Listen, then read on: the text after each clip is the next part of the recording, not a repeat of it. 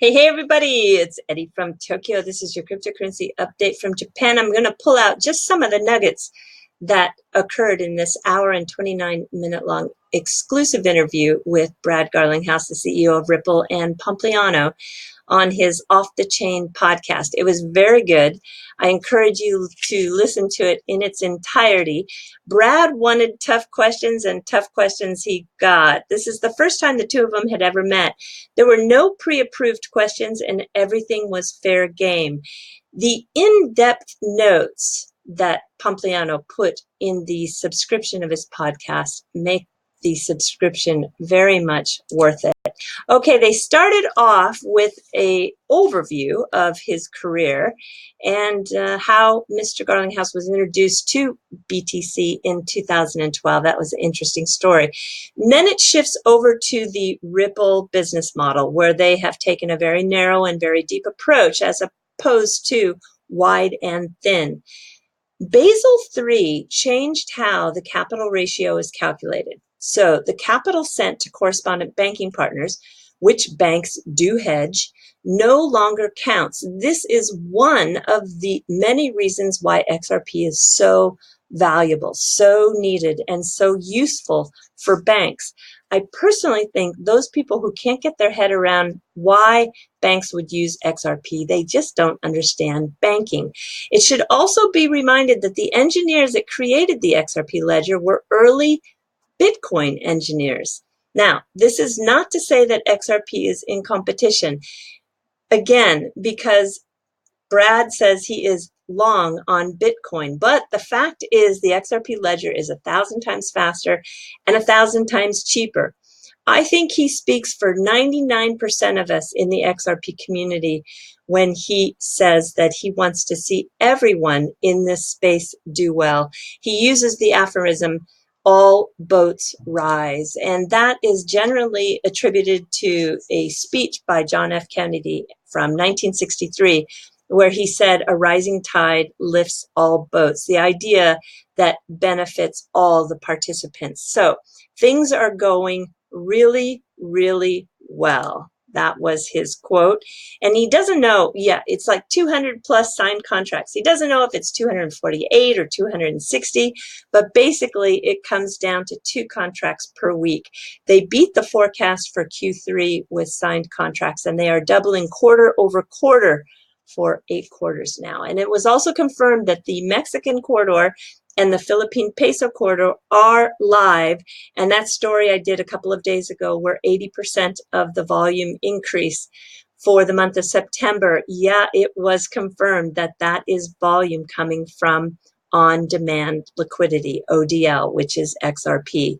So it transitions then into some additional questions. Pomp was a really good host. He let Brad talk, and he doesn't talk on top of him. I think he did a very fine job. We heard a story about a CEO of a bank who said, I will never use crypto for liquidity. But 18 months later, he came back to visit Ripple at their San Francisco office and asked, how could Ripple help us with liquidity? So again, XRP, real use case, solving real problems. And once that trust is built between partners, those walls break down, and I have no doubt there are going to be lots of stories like that going forward. The number one question Pomp received was to ask about XRP sales. So Mr. Garlinghouse says, we are most interested in the health of the XRP ecosystem. It is not in Ripple's best interest to sell in a manner to counter this. Why would we do that? They have 55 escrow contracts, a billion XRP unlocks monthly. Ripple can't tap into more because it's cryptographically signed. Some of that XRP is used for deals. Some is sold. There are 2 ways that XRP is sold. One is through the programmatic sales, that is through algorithmic sales, and the other one is OTC, which per this interview, Ripple has basically stopped all OTC. Mr. Garlinghouse says there is enough liquidity. They now refer buyers to exchanges and OTC desks.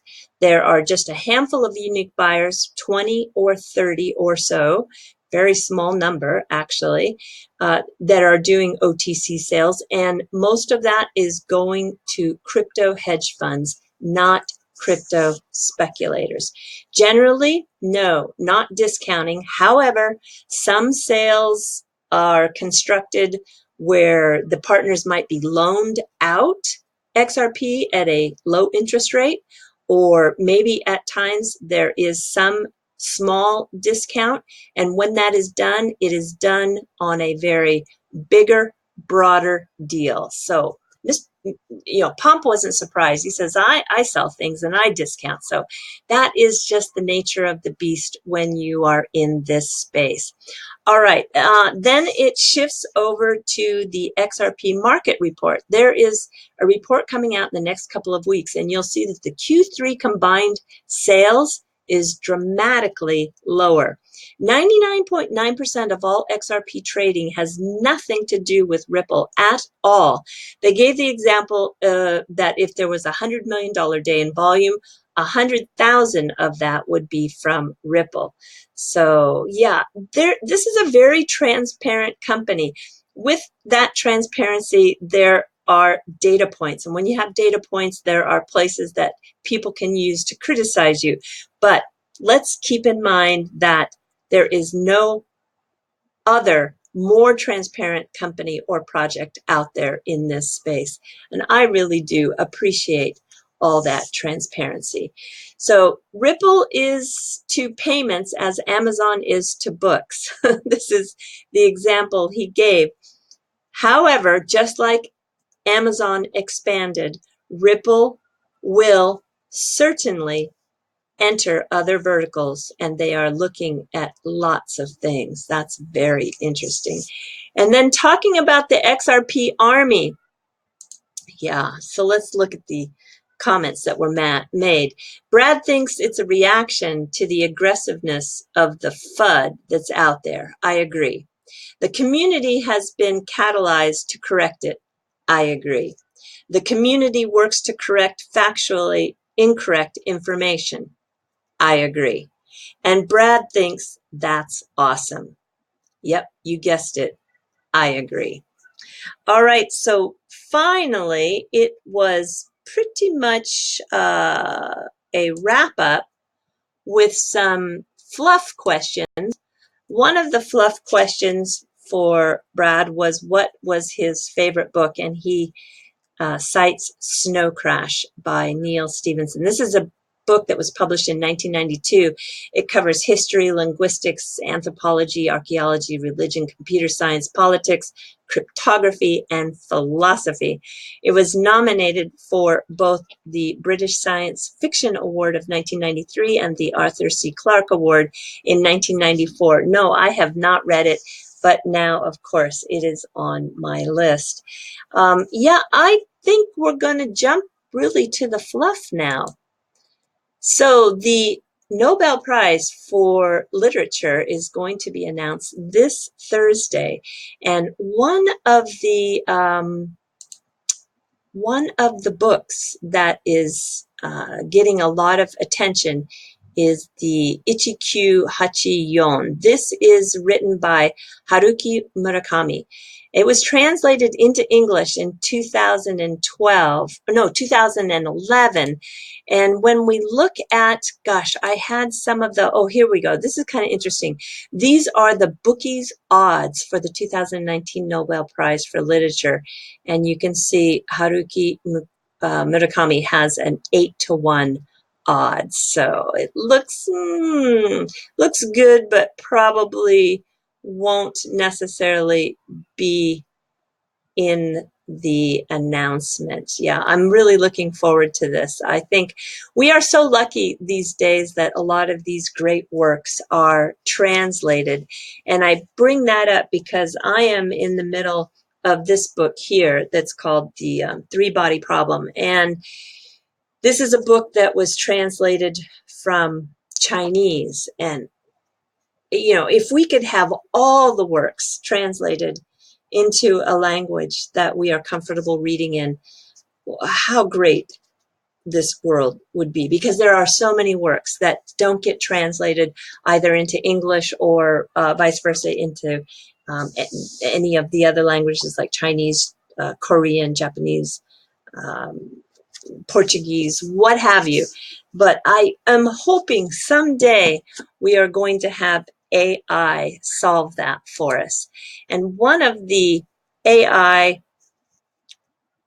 tests that are happening for the Olympics here in Japan, there is a developer of a device. The developer is Yumiko Shinohara, and they are trying to trigger more natural conversation with this AI for foreigners that visit during the Olympics. It's called Fukidashi. Fukidashi means the bubble, conversation bubble that you see in comics, and it can currently in real time translate from Japanese to English to Chinese and Korean.